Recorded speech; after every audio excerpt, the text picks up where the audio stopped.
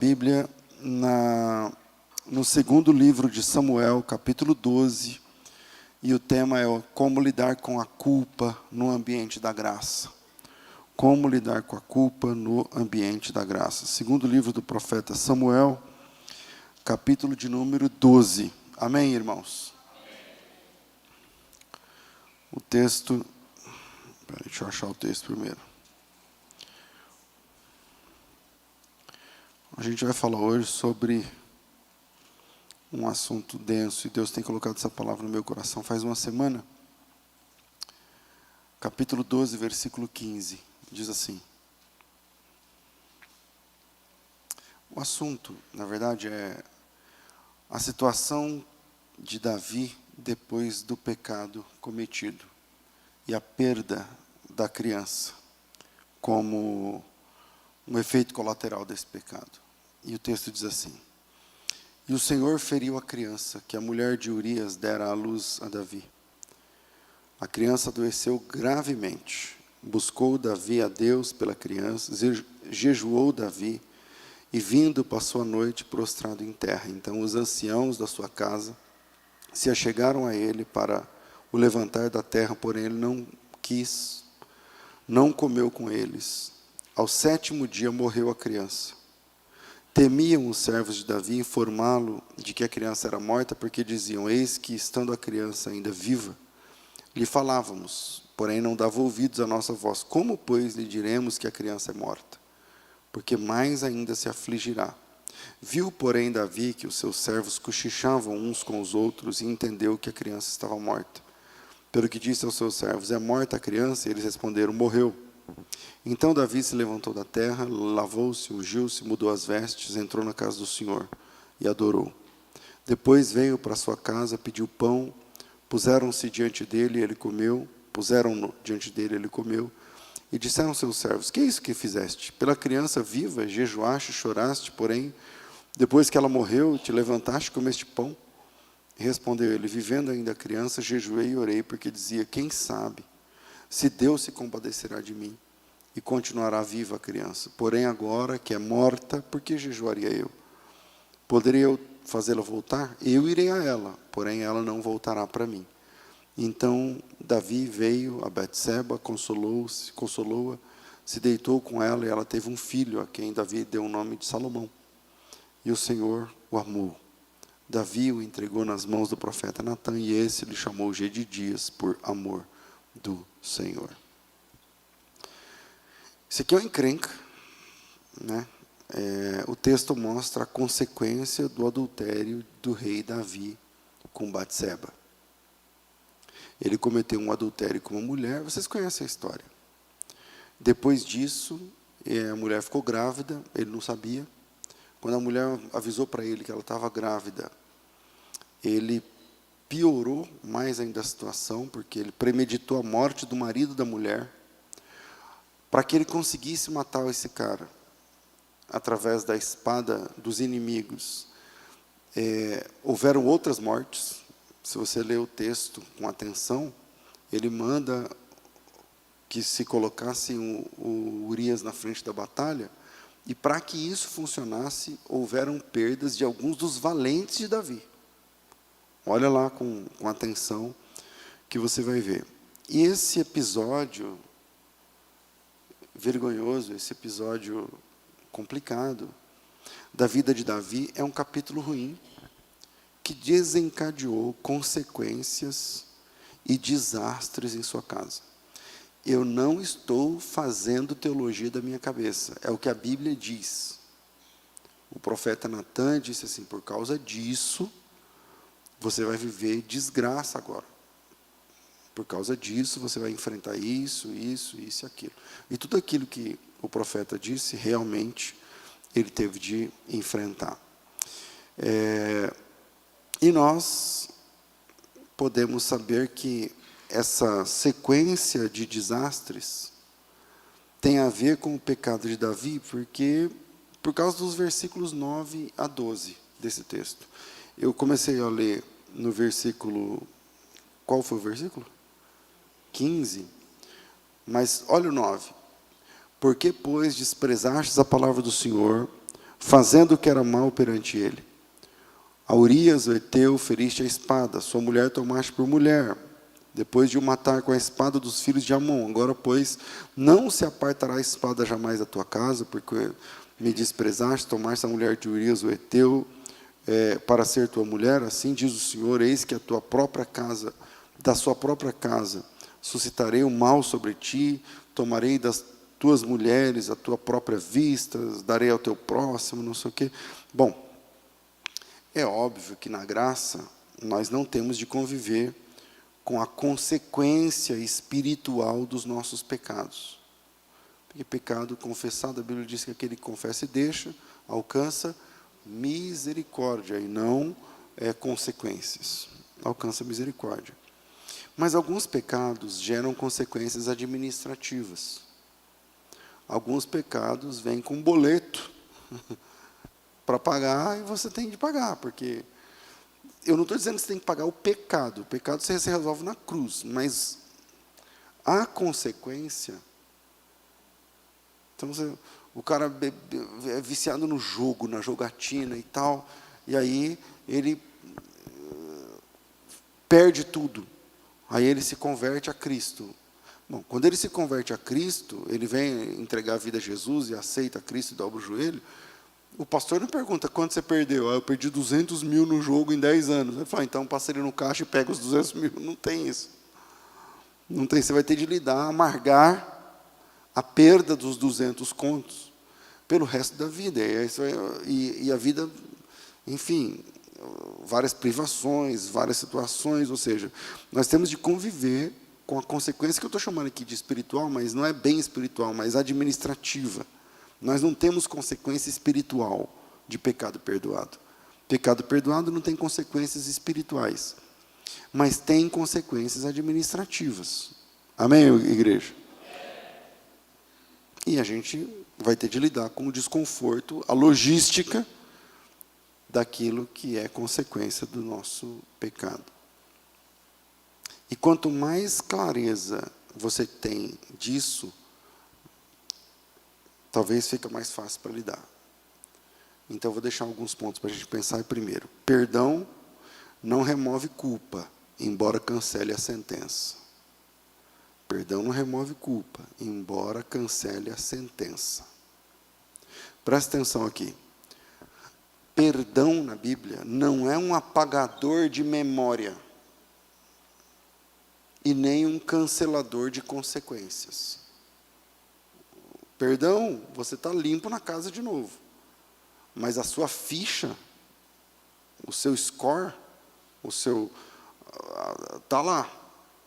Ele fez isso, fez aquilo. Eu sei disso porque, por vezes, o apóstolo Paulo conta dos seus próprios pecados como um testemunho de quem ele era. Ele não apagou a sua memória. O perdão... Pastor, o que é o perdão juridicamente, teologicamente, biblicamente? O perdão é a suspensão completa da sentença. Então, você pega, por exemplo, a nossa conversão. Então, qual é a sentença do pecado? A Bíblia diz que o salário do pecado é a morte. Ele não está nem falando. E veja, a morte física é o começo da história. A morte física é o começo da história. É o começo da jogada. Então, o que o perdão causa? O perdão, ele suspende a pena eterna. Então, você estava indo para o inferno, mas você não vai mais para o inferno. Quando Jesus estava escrevendo na areia, e chegam aqueles caras com aquela mulher pecadora, pega na cama com outro marido, com outro cara que não é o marido e tal. E aí, a pergunta deles é sobre lei e graça, sobre justiça e misericórdia, sobre graça, né? Amor / justiça, Deus é justo, é gracioso, uma coisa se contrapõe à outra. E aí, quando Jesus resolve a situação, falando de quem não tem pecado atira a primeira pedra e tal, Jesus perdoa a mulher. Jesus perdoa a mulher. O que é o perdão? É o cancelamento da sentença. E qual é a sentença? Ela estava sendo levada para ser apedrejada. Obrigado. Ela estava sendo levada para ser apedrejada. Quando Jesus perdoa, a sentença condenatória, a condenação foi cancelada. Então, o perdão cancela essa sentença. Mas, essa mulher, ela era uma adúltera convertida. Agora, uma adúltera convertida. Então, o perdão não é um apagador de memória instantâneo que você passa e você fazia o quê? Agora parou esse negócio, mas antigamente estava essa febre na igreja. Vamos orar, aí você vai esquecer. O que você... Vocês já viram? Parece piada. Manassés. Eu também tinha até esquecido, está vendo como funciona? Então, enfim. Então, o perdão é a suspensão da sentença. E não exatamente da culpa. Você é pecador antes de Cristo. E depois de Cristo, você continua sendo pecador, só que agora perdoado. Então, a sentença é cancelada. A justificação transfere a pena que é sua para que outra pessoa possa cumpri-la. Por isso que Jesus é o Redentor. É aquele que comprou a pena, aquele que pagou o preço. A palavra redenção é um conceito de compra. Se você pegar a palavra redenção no texto original, é um conceito de compra. Então, não existe pecador inocente. Ninguém é inocente. O que diz Romanos 3:23? Todos pecaram. Todos pecaram. E destituídos estão da glória de Deus. Mas a questão é que nós sempre paramos a leitura aqui. Mas se liga aí em Romanos 3:23, todos pecaram, destituídos foram da glória de Deus, está tudo bem. Mas segue o versículo, olha o 24. Sendo justificados gratuitamente por sua graça, mediante a redenção que há em Cristo Jesus, a quem Deus propôs no seu sangue, como propiciação mediante a fé. Esse texto é tão denso, ele está cheio de uma linguagem bíblico, jurídico, teológica, porque ele está dizendo o seguinte, todos pecaram e destituídos foram da glória de Deus. Mas nós fomos justificados gratuitamente por sua graça, mediante a redenção, através dessa compra, que há em Cristo Jesus, a quem Deus propôs no seu sangue, é o preço da compra. A redenção é a transação. O sangue é o preço. Como propiciação, aqui é a justificação, mediante a fé. Para manifestar a sua justiça, por ter Deus, na sua tolerância, deixado impunes pecados anteriormente cometidos, tendo em vista a manifestação da sua justiça no tempo presente, para Ele mesmo ser justo e justificador daquele que tem fé em Jesus. Então, veja, primeiro ponto. Perdão não remove a culpa, mas cancela a sentença. Pastor, como assim não remove a culpa? Eu continuo sendo culpado? Daqueles pecados você foi justificado. A culpa é tua, mas a pena foi paga por outra pessoa. Alguém pagou a conta. Alguém pagou a conta. Isso não significa que você é inocente, porque não tem um justo sequer. O fato de uma pessoa ter pago... Você está lá no supermercado e faz uma compra. E aí, quando você vai passar no caixa, a pessoa fala assim, eu vou pagar essa conta para você. A compra que você comprou saiu de graça, mas de graça para você, mas alguém pagou. Alguém pagou aquela conta. Em Miqueias, capítulo 7, versículo 19, se você puder abrir. Eu sei que Miqueias vou dar até um tempinho a mais, quem está na Bíblia impressa, hein? Porque Miqueias é osso. Acha aí, Miqueias 7, 19. Miqueias 7, 19. Acharam? Não, né? Fala a verdade. Achou, certo. É pastor também, né, mano? Tem que achar. Senão eu vou pegar você pela orelha aqui. Ó, Miqueias 7,19. Tornará a ter compaixão de nós, pisará aos pés as nossas iniquidades e lançará todos os nossos pecados nas profundezas do mar. Pastor, aqui é a base do famoso mar do esquecimento. A Bíblia fala de mais do esquecimento? Não, mas quase. Quase. Não fala mais do esquecimento, mas fala que ele sujeitará as nossas iniquidades e lançarás todos os pecados nas profundezas do mar.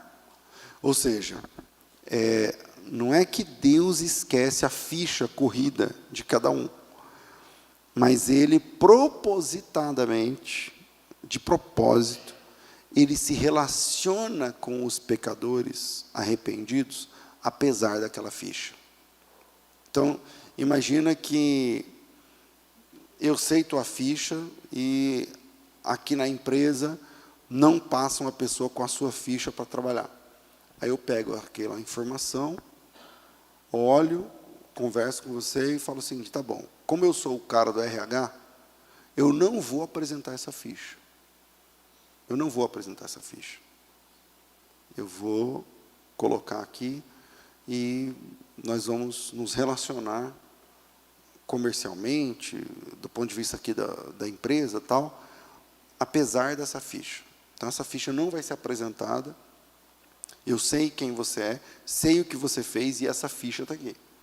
Mas eu vou contratar você apesar dela. A graça de Deus, ela faz isso com a nossa ficha. O pecado existiu, é grave, ofendeu a Deus, feriu o coração de Deus. Mas Deus vai pegar essa ficha e vai colocar essa ficha num arquivo.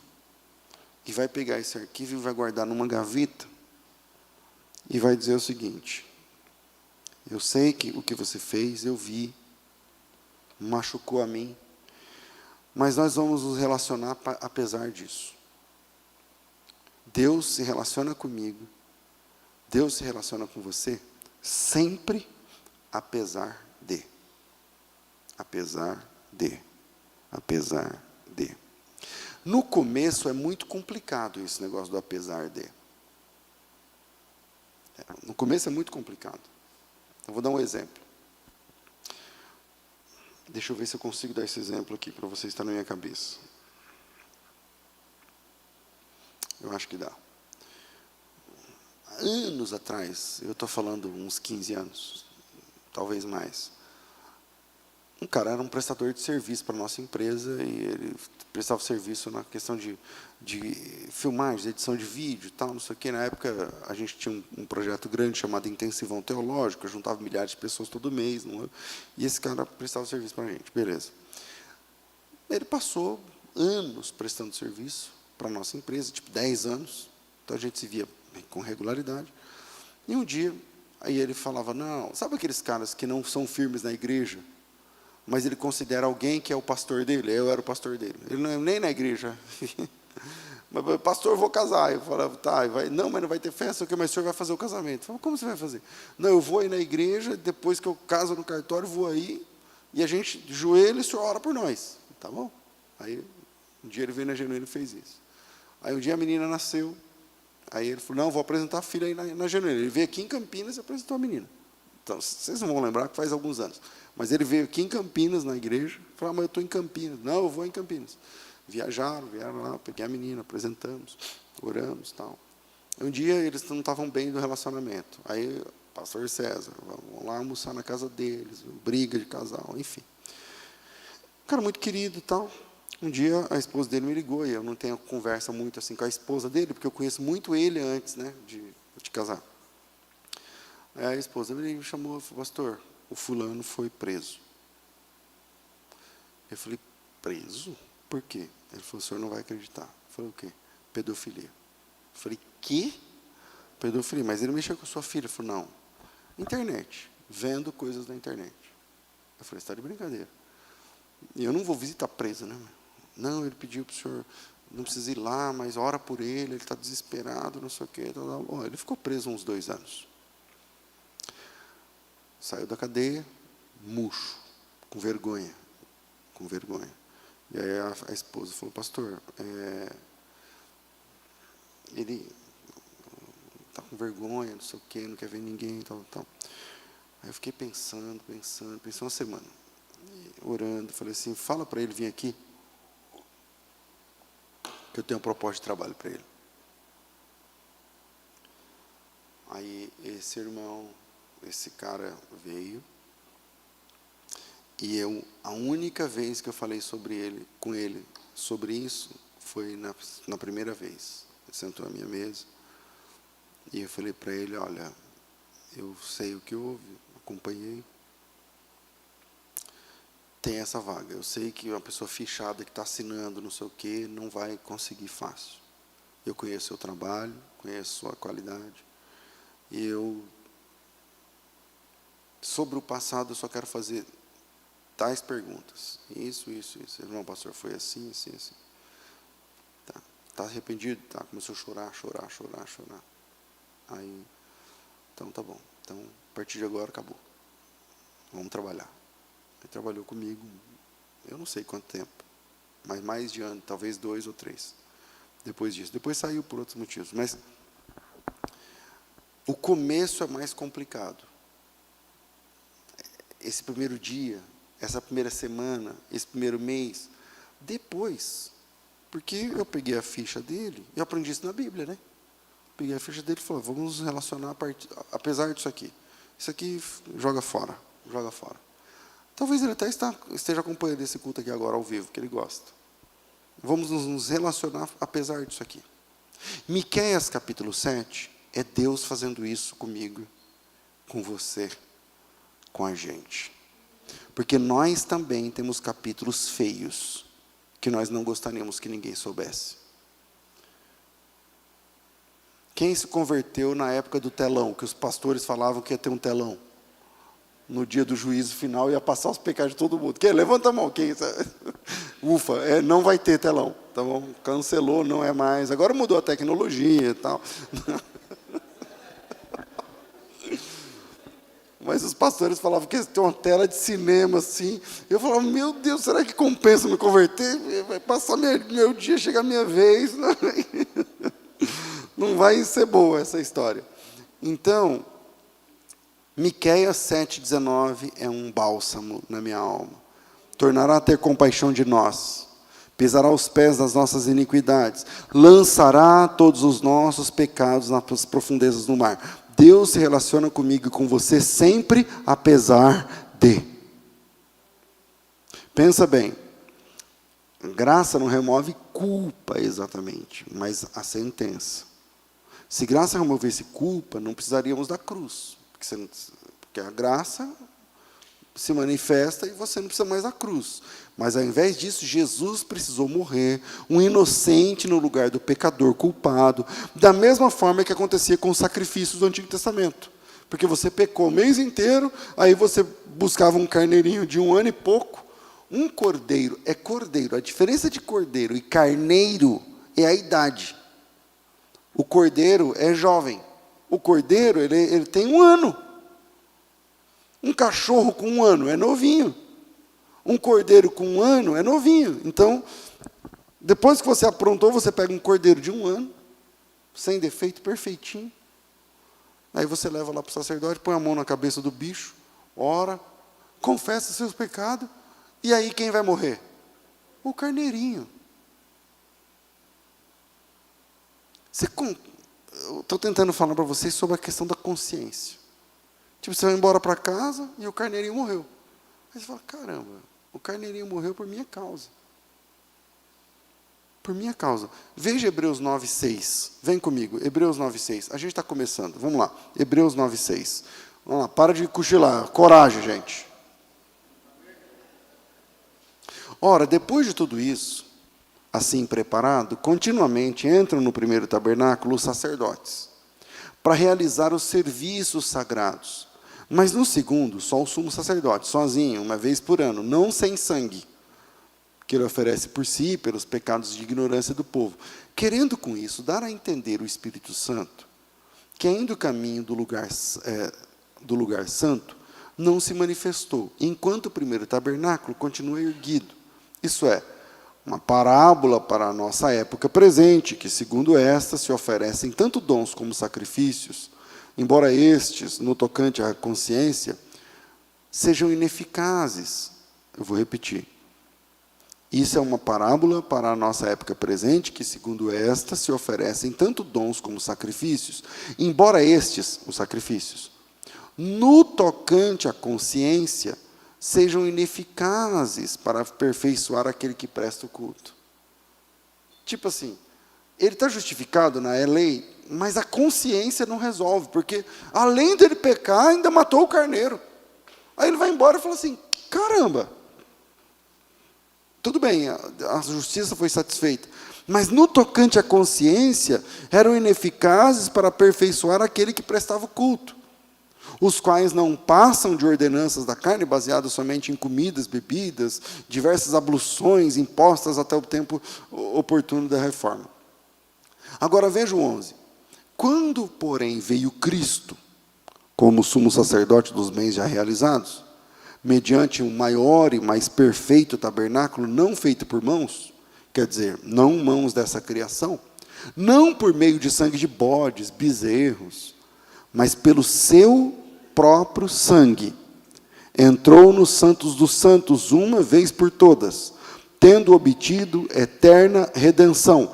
Portanto, se o sangue de bodes e touros e as cinzas de uma novilha, espalhadas sobre os contaminados, os santificavam contra a purificação da carne, muito mais o sangue de Cristo, que pelo Espírito Eterno a si mesmo se ofereceu sem mácula a Deus, purificará a nossa consciência das obras mortas para servirmos ao Deus vivo. Então vamos lá, na antiga aliança tem um carneirinho que eu pequei, eu coloco a mão na testa do animal, confesso, não sei o que lá, e o carneirinho morre. Aí eu vou embora para casa, quanto à lei, purificado, justificado, mas a minha consciência fala, não, pô, eu que errei. E ainda por cima matei esse animal. Qual a diferença desses milhares de carneiros, bodes, novilhas, porque tinha essas variações? Para o sacrifício de Cristo na cruz, vicário. Ambos são vicários. A palavra vicário do latim é substituto. Quando Jesus, o sacrifício vicário, ele morreu no nosso lugar. Ok, mas o carneirinho também morreu no nosso lugar.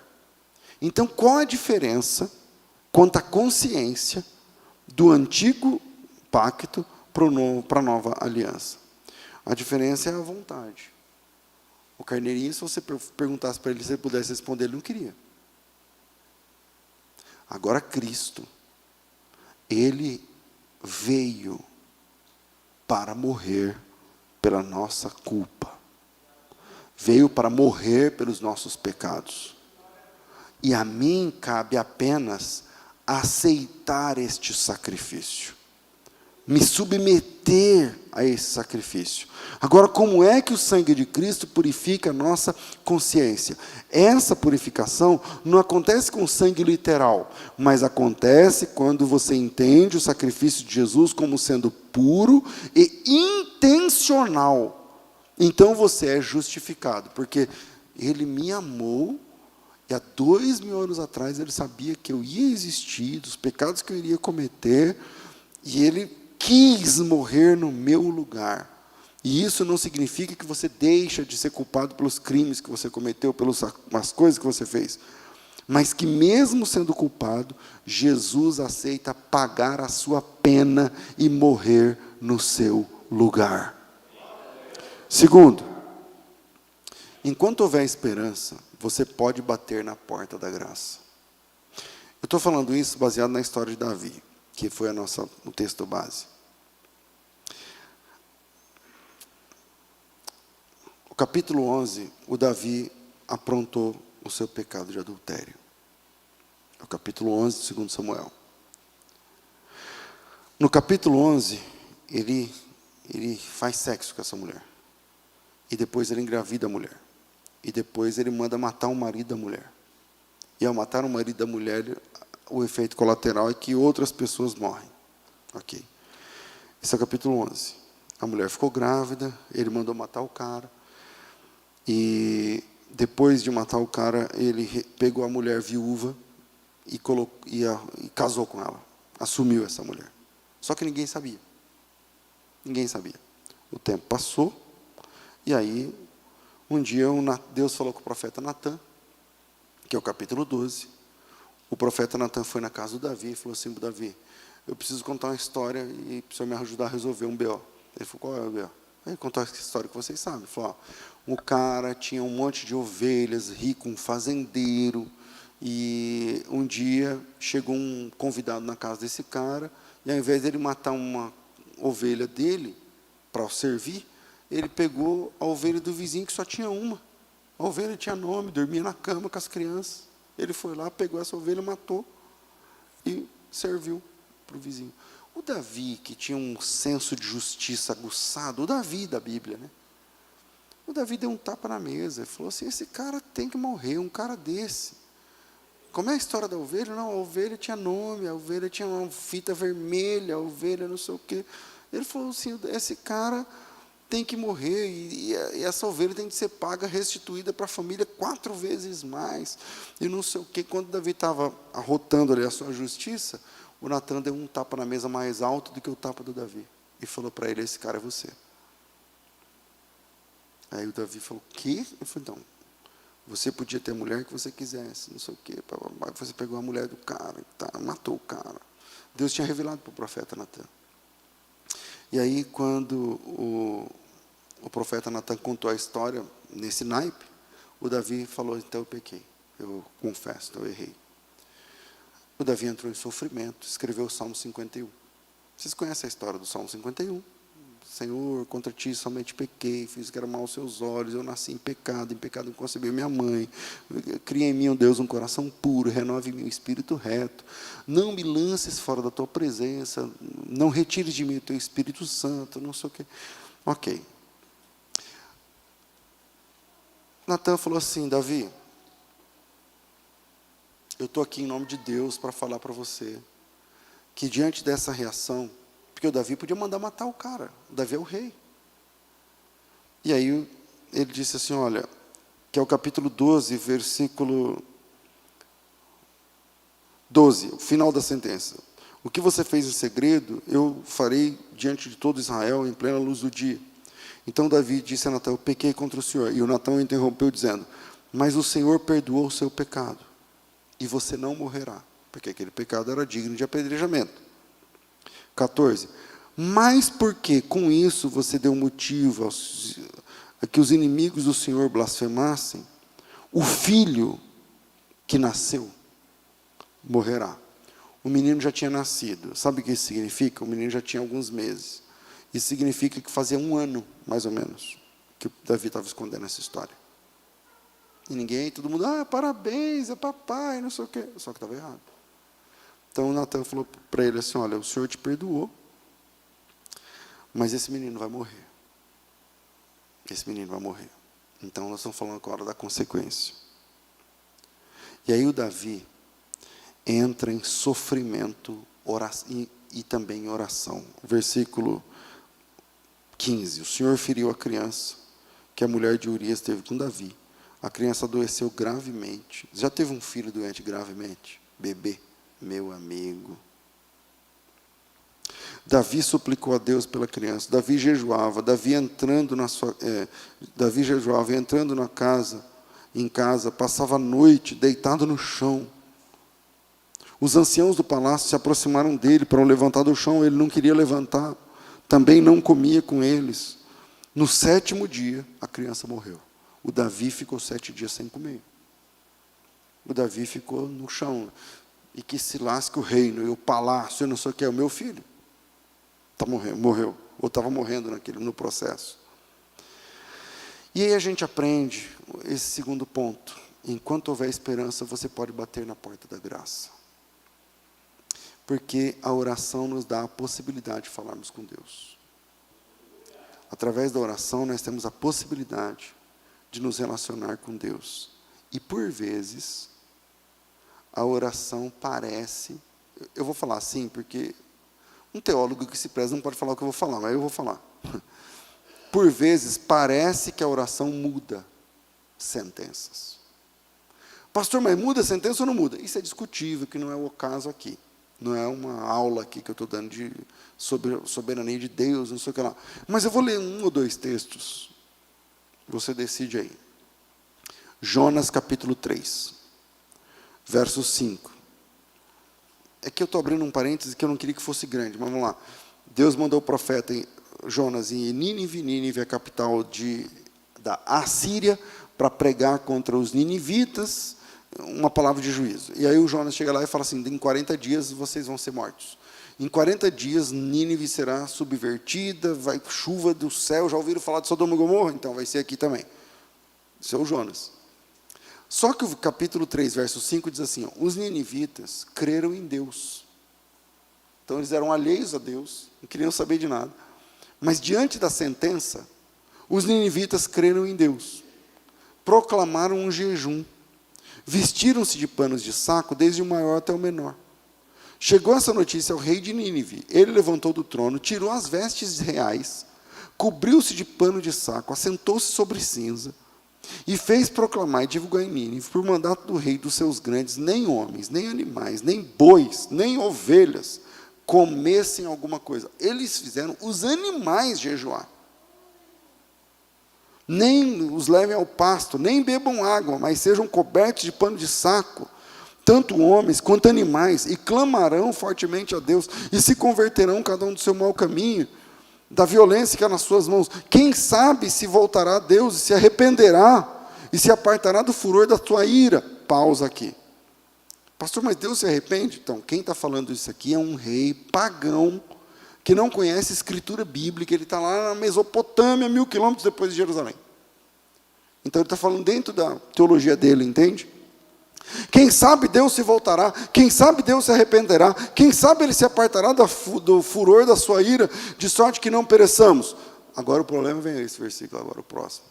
Viu Deus o que fizeram, como se converteram do seu mau caminho, e Deus se arrependeu do mal que havia dito que faria e não fez. Pode isso, Arnaldo? Porque, e o que a gente faz com Números 23:19? Que Deus não ama para que imita, nem filho do homem porque se arrependa. Nesse momento eu não quero entrar nesse assunto aqui, isso é um problema.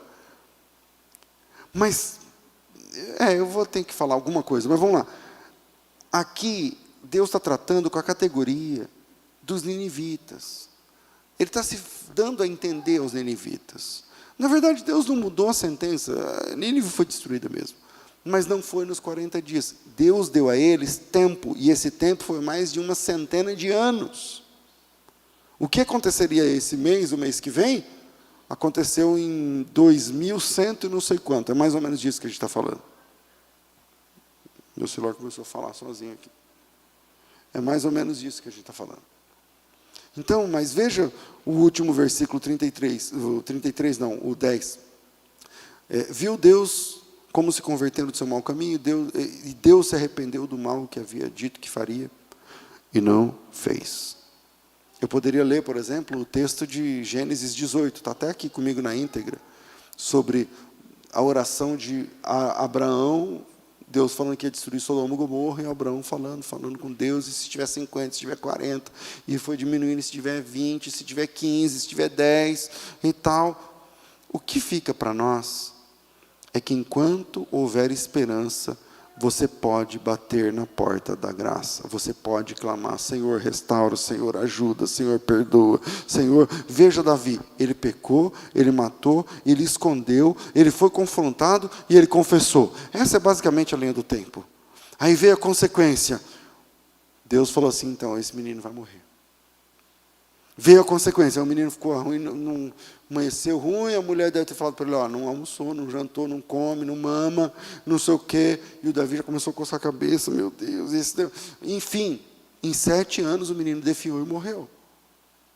Veio a consequência, e diante da consequência, o Davi orou, o Davi jejuou, o Davi chorou, ele ficou deitado na sala, ele se desesperou.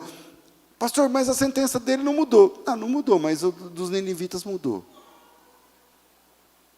O que eu estou falando é que, mesmo enquanto tem vida, enquanto tem esperança, você pode bater na porta da graça. Você pode clamar pela sua casa. Você pode clamar pela sua salvação. Você pode clamar pelo seu filho. Você pode clamar pela sua esposa, pelo teu marido, pelo seu casamento. Você pode clamar. Veio a consequência para o Davi. Diante da consequência, ele se esperneia todo, ele ora, ele chora, ele se desespera. Veja o versículo 12, capítulo 12, verso 16. Davi buscou a Deus pela criança. Deus tinha falado que a menina ia morrer ou não? Tinha. Davi sabia que a menina ia morrer? Sabia.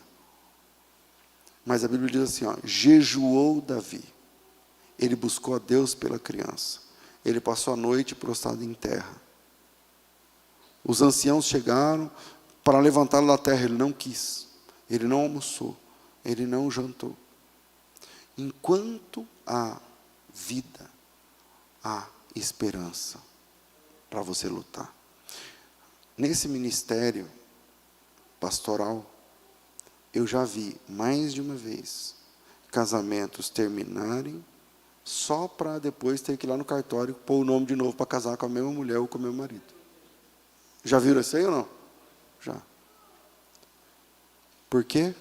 Porque Deus é gracioso, perfeitamente gracioso.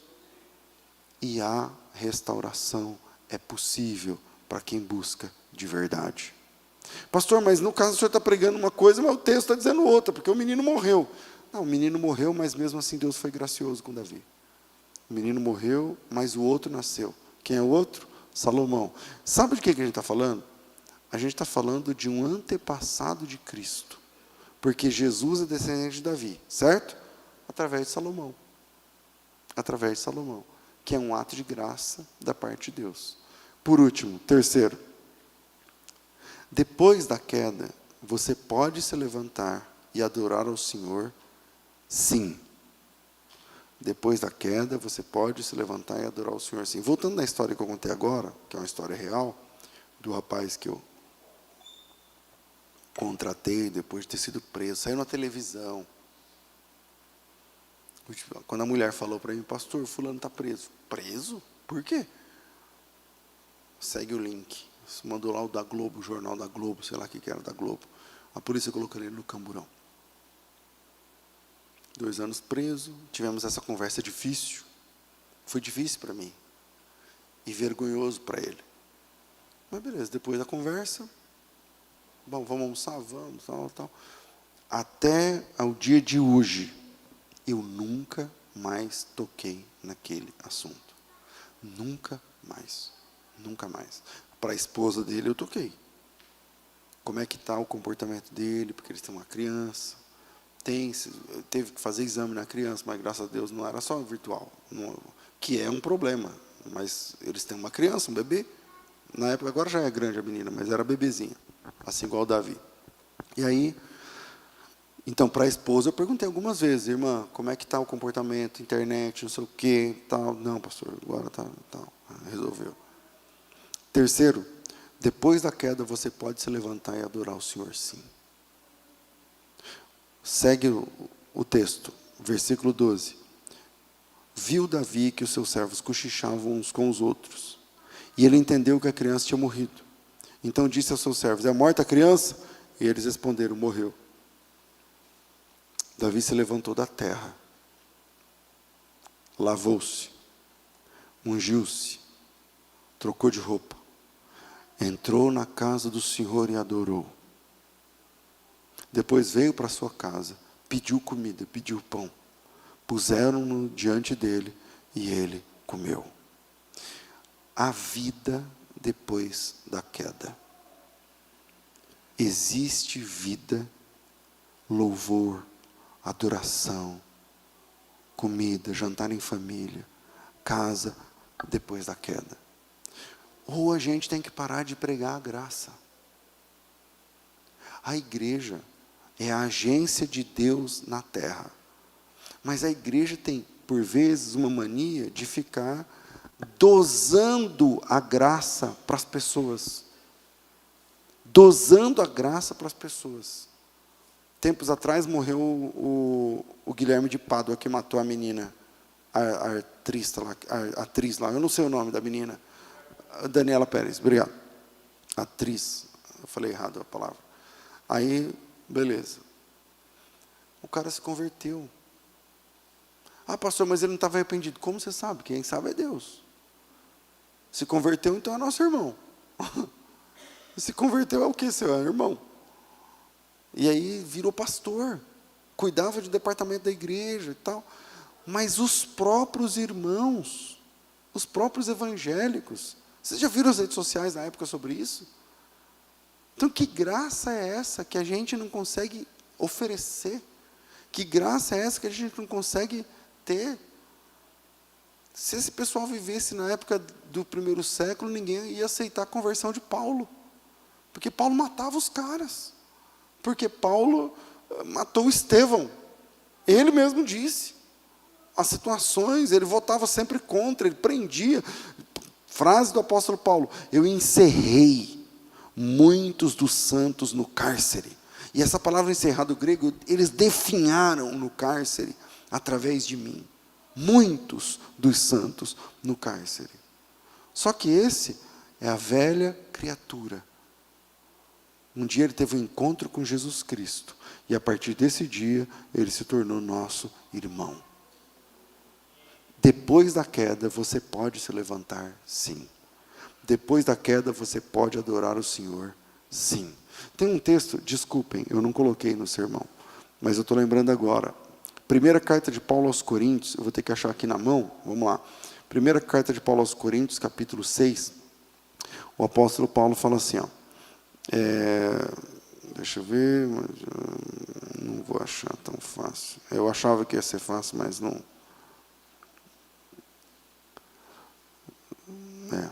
Não estou achando. Que fala que os injustos não hão de herdar o reino de Deus, nem beberrões, nem adúlteros, nem... 6:9, obrigado. Não sabeis que os injustos não herdarão o reino de Deus? Não vos enganeis, nem impuros, nem idólatras, nem adúlteros, nem efeminados, nem sodomitas, nem ladrões, nem avarentos, nem bêbados, nem maldizentes, nem roubadores herdarão o reino de Deus. Ponto. Tais fostes alguns de vocês. Ou seja, alguns de vocês foram isso. Mas vocês foram lavados, santificados, justificados em nome do Senhor Jesus Cristo e no Espírito do nosso Deus. Próximo versículo, se liga.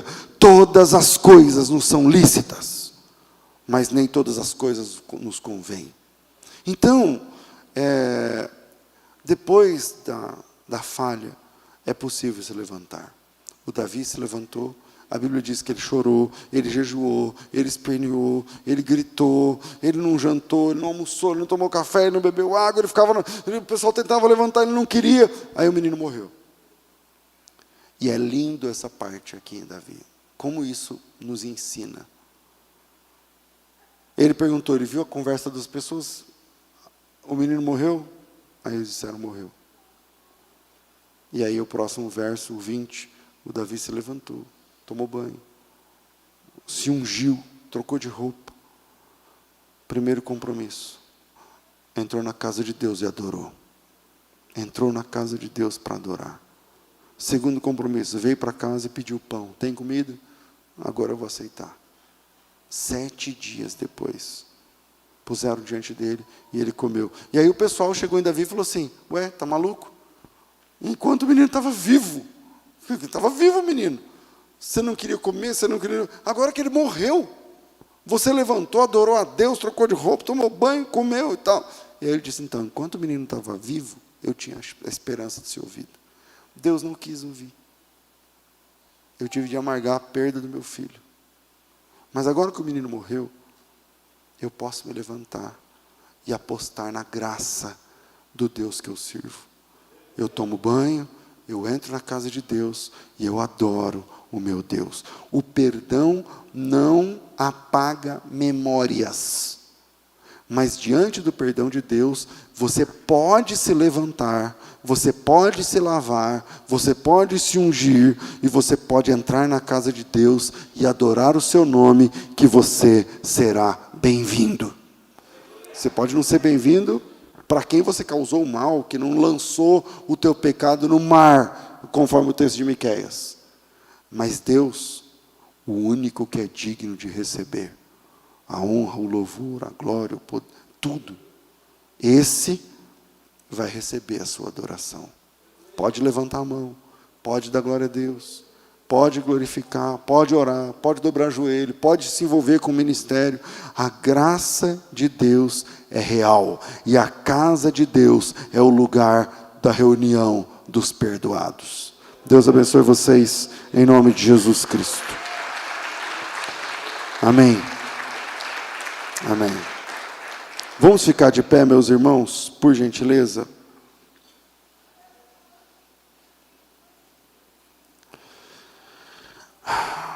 Pai Santo, nós te louvamos em nome de Jesus. Obrigado por tua palavra, pelo direcionamento do teu Espírito Santo. Abençoa, Senhor, amado, a todos nós, agora no momento do ofertório, o momento em que vamos investir na tua obra, na tua causa, no teu reino. Derrama tuas bênçãos sobre as nossas vidas, ó Deus. Abençoe em especial aquele e aquela que tem investido na tua obra, às vezes pouco. Às vezes, estamos orando aqui com irmãos que gostariam de fazer muito mais pela tua obra. Mas é esse pouco que ele tem oferecido. Eu queria que o Senhor multiplicasse na vida dele. Porque a tua palavra diz que o Senhor multiplica as sementes daquele que semeia na tua obra.